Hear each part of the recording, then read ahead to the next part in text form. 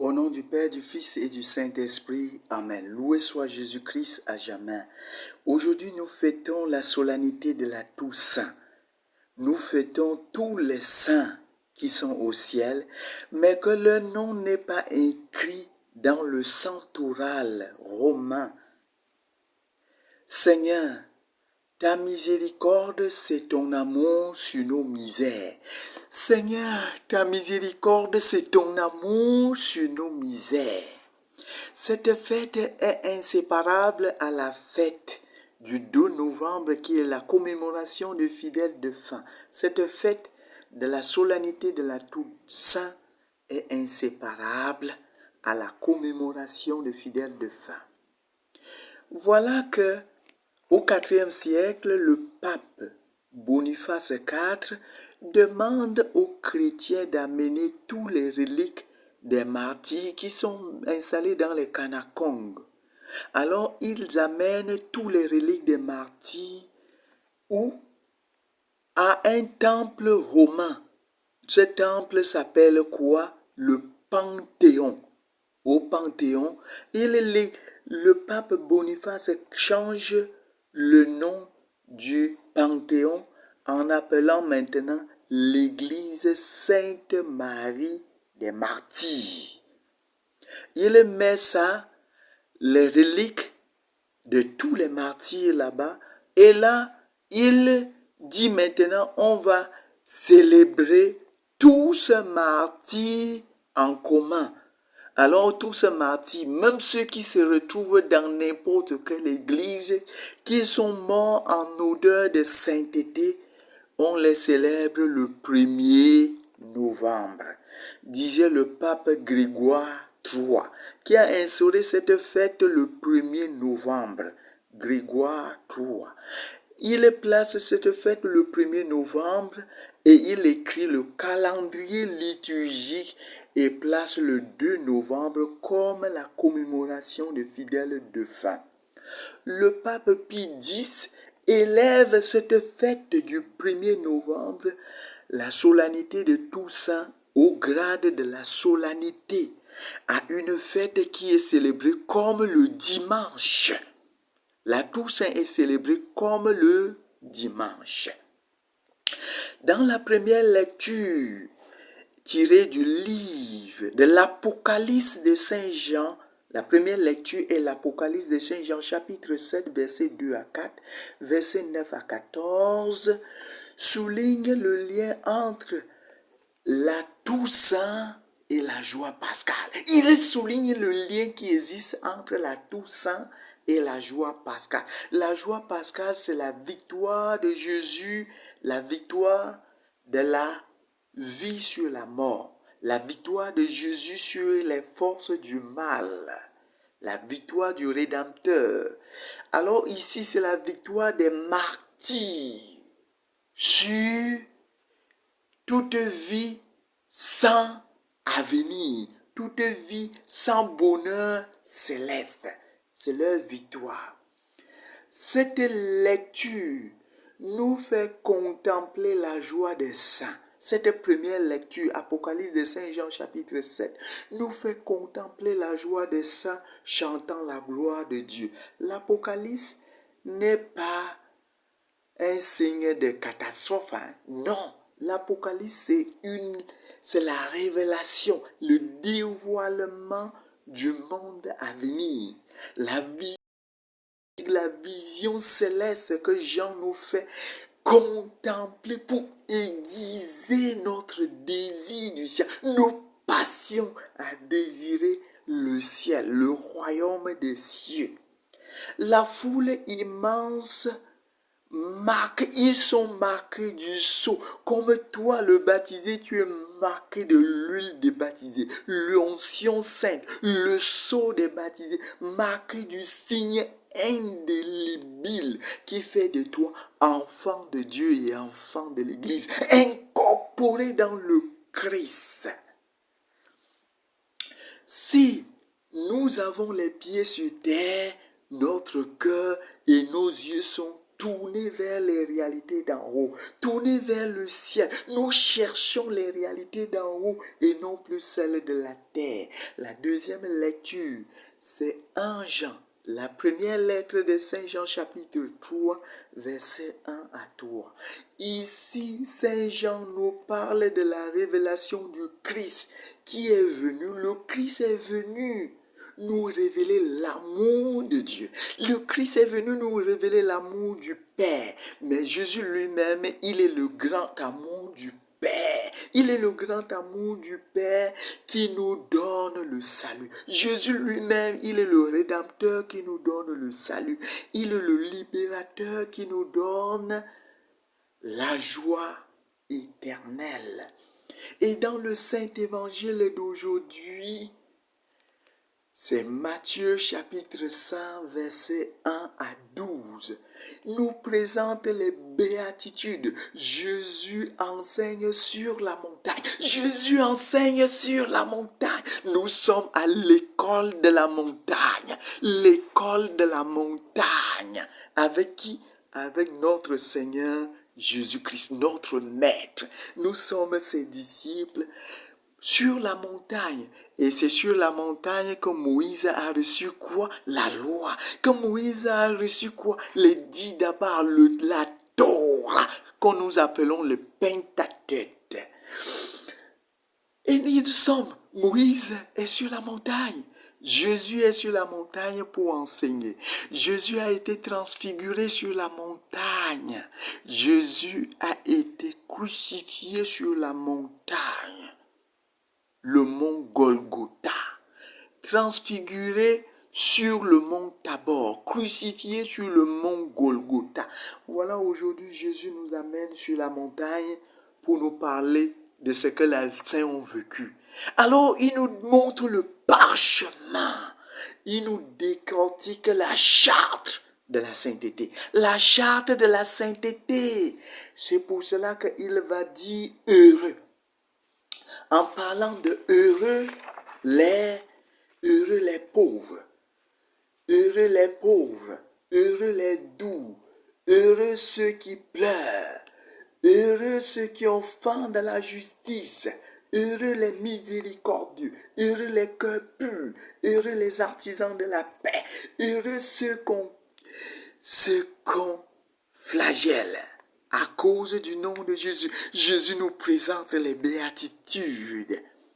Mais en voyant le texte des béatitudes, il y a quelqu'un qui est venu s'aimer des zizanies, s'aimer le trouble sur la compréhension des béatitudes, de l'enseignement de Jésus sur la montagne. Et c'est qui?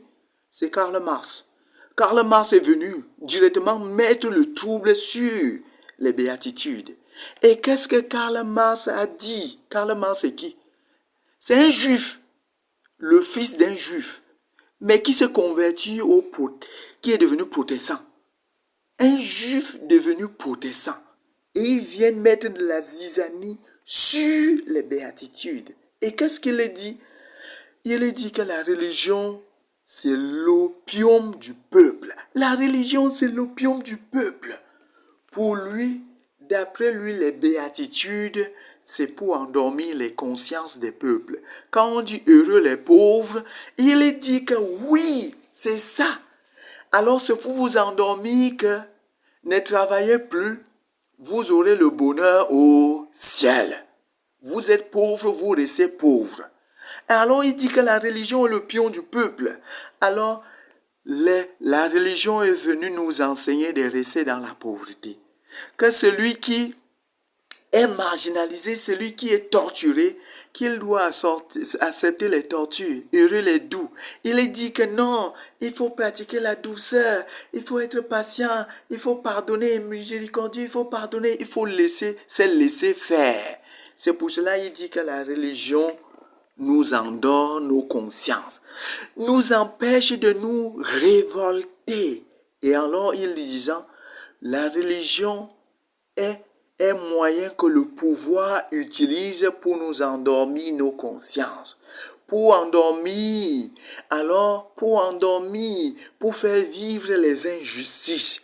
La religion est là, l'opium du peuple, un drogue C'est comme l'anesthésie qui endort nos consciences pour qu'on ne se révolte pas du mal qu'on subit, du pire qu'on subit. Alors, il va encore plus loin. Karl Marx va encore plus loin en disant, regardez le maître de la religion, Jésus, il a accepté les tortures, il a accepté d'être bafoué, il a accepté d'être craché sur lui, il a même tendu la joue et il nous demande encore de tendre la joue si on nous tape. Alors il dit que la religion prône la passivité et puis alors la religion est là au service de l'oppresseur. Ça fait que ça crée les injustices. L'oppresseur utilise la religion pour nous écraser. Alors, qu'est-ce que l'Église dit? Quel est l'enseignement que l'Église nous donne d'après ce que Jésus a dit pour nous dire que la religion n'est pas le pion du peuple? Mais Jésus est venu nous donner une religion qui libère l'homme et non la religion qui écrase l'homme. Si on dit heureux les pauvres, le royaume des cieux est à vous, cela veut dire que debout, heureux en araméen veut dire debout, en marche les pauvres pour prendre le royaume qui vous appartient. En marche, debout, en marche. C'est pour cela que la religion n'est pas le pion du peuple. L'Église catholique est au service des pauvres. Il est là pour servir les pauvres, pour libérer les pauvres et non pour opprimer les pauvres. La religion n'est pas le pion du peuple. Sinon, l'Église catholique ne devait pas aider les pauvres. Ne devait pas servir les pauvres. Non. Jésus a dit, je suis venu pour servir et non pour être servi. Ceux qui font de la religion pour opprimer les autres, ce n'est pas ça l'essence de la religion, la nature même de la religion. L'essence de la religion, c'est pour libérer l'homme. C'est pour donner à l'homme la libération, la dignité, et non pour écraser l'homme, pour détruire la nature de l'homme. Non, ce n'est pas ça la religion. N'utilisez pas la religion pour autre chose, mais entrer dans le sens profond, la nature profonde, l'essence même de la religion qui est là pour libérer l'homme. Jésus dit, heureux les doux, en marche les doux. Alors il dit, l'agneau, les doux sont comme les agneaux, en marche les doux. Et qu'est-ce qu'il dit aux doux? Il dit, en marche les doux. Il dit, les doux qui sont en marche, ils auront la terre promise. Alors qui étaient les doux? C'était le peuple juif qui était les doux. Ils sont en esclavage en Égypte. Et qu'est-ce que Dieu a fait? Exode chapitre 17. Dieu a suscité Moïse pour aller libérer son peuple. La religion n'est pas le pion du peuple pour endormir le peuple dans la souffrance, dans la misère, dans la pauvreté. Dans l'esclavage, non, la religion est là pour libérer le peuple. C'est pour cela que Moïse se met à prier. Mais il faut le bras de Josué pour défendre, pour travailler, pour défendre, pour combattre pour la libération du peuple. Mon frère, aide-toi et le ciel t'aidera. Aide-toi et le ciel t'aidera. Travaille pour ta libération. Le Seigneur te donne la force pour que tu puisses être libéré. Ne commence pas à pleurer, à rester là, à chionner en disant que je vais seulement prier. Alors Saint Paul va te dire que celui qui ne travaille pas ne mange pas non plus. N'attends pas que ça va tomber. Le Seigneur t'a confié. Il dit, heureux les doux, vous aurez la terre promise. Il vous a confié la terre. Qu'as-tu fait de ce que le Seigneur t'a confié? Qu'est-ce que tu fais de ce que le Seigneur t'a confié? Alors tu accuses la religion qui est le pion du peuple? Non, la religion n'est pas le pion du peuple. La religion, ce n'est pas un drogue. Ce n'est pas de la drogue pour endormir la conscience. Non. La religion est là pour te libérer. La religion t'aide là à te libérer. Mais si certains pasteurs, certains prêtres utilisent la religion pour opprimer nos frères et sœurs en communauté, pour opprimer les séminaristes, pour dire tu ne dois pas parler, sinon on va te renvoyer. Hein? Tu ne dois pas faire ceci, tu ne dois pas te révolter. Il y a beaucoup d'injustices, mais on ne se révolte pas parce qu'on a peur. La religion n'est pas une religion de peur, mais c'est une religion de victoire. Si le peuple d'Israël restait dans la peur, il ne devait pas être libéré. Mais ils ont soulevé la tête. Lève-toi et marche. Lève-toi et marche. Notre religion, c'est la religion des gens debout. La gloire de Dieu, c'est l'homme debout, pas l'homme couché. La gloire de Dieu, c'est l'homme debout. Et c'est pour cela qu'il dit, heureux les doux. Debout, en marche les doux, pour posséder le royaume, la terre promise. Que la terre promise. Alors, quand vous accusez les religions, la religion n'est pas le pion du peuple. Qui a apporté l'éducation? C'est la religion qui a apporté l'éducation. Il n'est pas le pion du peuple pour mettre le peuple dans l'ignorance, pour que le puissant puisse l'écraser, pour que le peuple ne connaisse pas ses droits. Non! La religion a amené les écoles, pour enseigner les consciences, pour éclairer les gens, pour que les gens puissent savoir leurs droits, leur dignité, leur rôle, pour que tu puisses savoir ce que tu as comme don en toi, ta valeur en toi. Ta valeur ne dépend pas de ce que les autres disent de toi, mais c'est ce que Dieu qui t'a créé dit de ce que tu es. Il dit, en marche ceux qui pleurent. Ne pleurez pas et restez couchés. Et ne pleurez pas et laissez coucher. Le peuple d'Israël était en marche. Et Moïse les a poussés à être en marche. Alors, tout prêtre, tout pasteur doit pousser le peuple à marcher. Ne pas pleurer sur place. Mais le peuple d'Israël a marché pour atteindre sa terre promise. Marchez pour arracher vos terres que Dieu vous a données. Marchez pour arracher vos familles aux brigands. Si vous restez à pleurer, les brigands vont tout prendre. Les brigands vont tout prendre. Alors la vie chrétienne, c'est une vie de combat. C'est une vie de combat. C'est la vie de combat. Alors les saints que nous fêtons aujourd'hui, c'est ceux qui ont combattu les injustices. Heureux les miséricordieux. Car, alors ils disaient la religion, le pion du peuple, il faut seulement pardonner. Oui, c'est vrai, il faut pardonner. Il ne faut pas garder en toi le rancœur. Le rancœur, c'est toi-même qui t'enchaîne du mal. L'autre t'a fait du mal. Non, prends une bonne parole aujourd'hui pour te libérer de les paroles du mal que tu as reçues. Prends une bonne parole aujourd'hui. La religion est là pour éveiller les consciences, pour donner la joie, pour donner l'assurance, pour donner l'espérance d'avancer, de ne pas rester sur place. Heureux les miséricordieux, vous obtiendrez miséricorde. Si vous êtes libérés de tous vos oppresseurs, vous ne vous enchaînez pas de leurs paroles, vous possédez les bonnes paroles, vous vous libérez vous-même. Vous vous libérez vous-même. Heureux les artisans heureux les cœurs purs, car ils verront Dieu. Tu as le cœur pur, comme la Vierge Marie, tu vas voir Dieu. La Vierge Marie, c'est l'humble, le cœur pur, le cœur pur. La vue Dieu, heureux les artisans de paix, ils les obtiendront. Les artisans de paix, ils seront appelés fils de Dieu. Tu es artisan de paix? Alors la paix, c'est quoi? La paix, ce n'est pas la tranquillité. La paix, ce n'est pas la peur. La paix, ce n'est pas ne pas dénoncer. La paix, c'est la vérité, mon frère, ma soeur. La paix, c'est de dire la vérité. La paix aussi, mon frère, ma soeur, c'est d'accepter les différences. C'est accepter les contraintes, les différences. Les différences entre la chaleur et le froid. Accepter la chaleur et le froid. Accepter l'eau et le feu. Accepter la femme et l'homme. Accepter les contraires. C'est ça, et vivre dans la paix. Ne pas repousser les différences, accepter les différences d'idées, les différences de pensée, les différences de faire, les différences de concevoir les choses. C'est ça la paix.